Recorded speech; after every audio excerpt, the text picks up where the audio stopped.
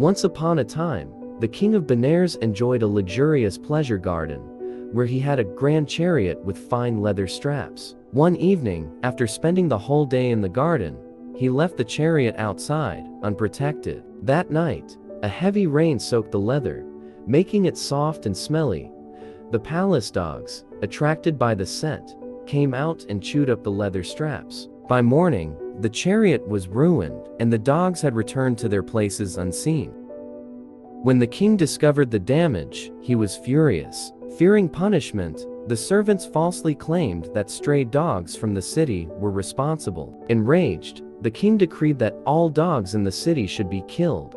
The dogs were terrified and fled to the cemetery, where their leader, the dog king Silver, lived. Silver was not the largest or strongest dog, but was respected for his wisdom, kindness, and dignified presence. Silver listened to the frightened dogs and deduced that the guilty dogs were the ones living in the palace, not the strays. Determined to save his fellow dogs, Silver promised to find the truth and speak to the king. In the cemetery, Silver concentrated deeply, filling his mind with thoughts of kindness and calm. As he walked through the city, his dignified and peaceful demeanor won the respect of everyone he passed. He entered the palace and calmly sat under the king's throne.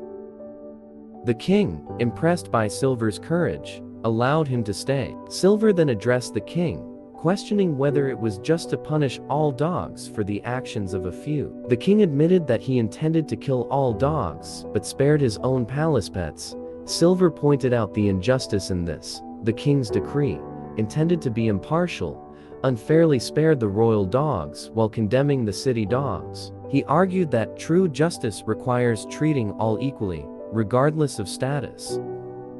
To prove the palace dogs' guilt, Silver requested a test. He had the palace dogs eat a mixture of buttermilk and grass, and they vomited up pieces of the king's leather straps. This proved that the palace dogs were responsible. Silver explained that while all life is connected and deserving of respect, the king's prejudice led to unnecessary slaughter. Moved by Silver's wisdom and compassion, the king offered his throne to the dog king.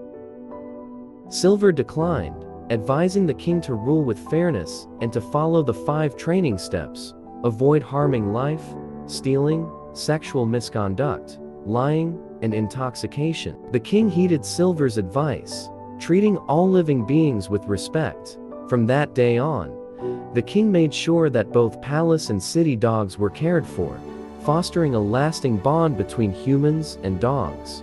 Moral: prejudice leads to injustice. Wisdom leads to true justice.